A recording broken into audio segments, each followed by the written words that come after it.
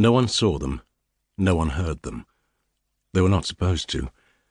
The black-clad Special Forces soldiers slipped unseen through the pitch-dark night towards the target house. In most town and city centres there is always a glimmer of light, even in the deepest night, but this was the outer suburb of an English provincial town, and all public lighting had ceased at 1 in the morning. This was the darkest hour, 2 a.m. A solitary fox watched them pass, but instinct bade him not to interfere with fellow hunters. No house lights broke the gloom. They encountered 2 single humans, both on foot, both drunk after late-night partying with friends. The soldiers melted into gardens and shrubbery, disappearing black on black, until the wanderers had stumbled towards their homes.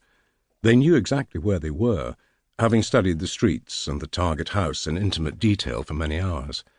The pictures had been taken by cruising cars and overhead drones. Much enlarged and pinned to the wall of the briefing room at Stirling Lanes, the headquarters of the SAS outside Hereford, the images had been memorized to the last stone and curb. The soft-booted men did not trip or stumble. There were a dozen of them, and they included 2 Americans, inserted at the insistence of the US team that had installed itself in the embassy in London, and there were 2 from the British SRR, the Special Reconnaissance Regiment, a unit even more clandestine than the SAS and the SBS, the Special Air Service and the Special Boat Service, respectively.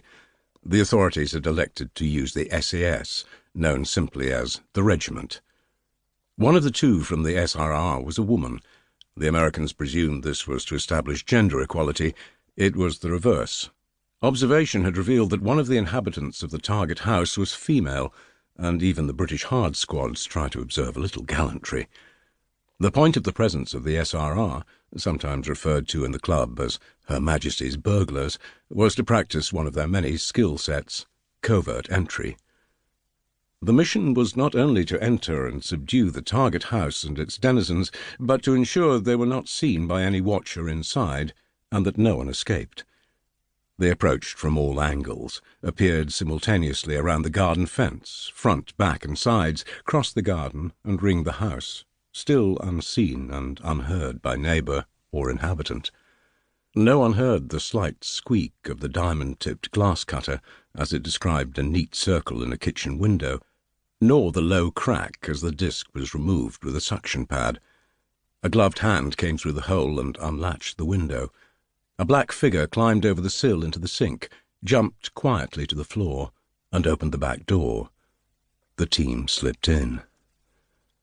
Though they had all studied the architect's plan, filed with the registry when the house was built, they still used head-mounted night vision goggles, NVGs, in case of owner-installed obstructions or even booby traps.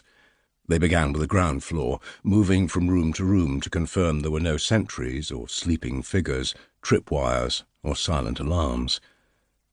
After 10 minutes, the team leader was satisfied, and with a nod of his head led a single-file column of 5 up the narrow staircase of what was evidently a very ordinary detached 4-bedroom family home. The 2 Americans, increasingly bewildered, remained below. This was not the way they would have subdued a thoroughly dangerous nest of terrorists. Such a house invasion back home would have involved several magazines of ammunition by now. Clearly, the Limeys were pretty weird. Those below heard startled exclamations from above. These quickly ceased. After 10 more minutes of muttered instructions, the team leader uttered his first report. He did not use internet or cell phone, interceptable, but old-fashioned encrypted radio. "Target subdued," he said softly. "Inhabitants 4. Await sunrise." Those who listened to him knew what would happen next. It had all been pre-planned and rehearsed. The 2 Americans, both US Navy SEALs, also reported into their embassy on the south side of the Thames in London. The reason for the hard takeover of the building was simple. Despite a week of covert surveillance, it was still possible, bearing in mind the amount of damage to the defences of the entire Western world that had come out of that harmless-looking suburban house, that it might contain armed men. There might be terrorists, fanatics, mercenaries hiding behind the innocent facade. That was why the regiment had been told there was no alternative to a worst-case operation. But an hour later, the team leader communicated again. "You are not going to believe what we've found here."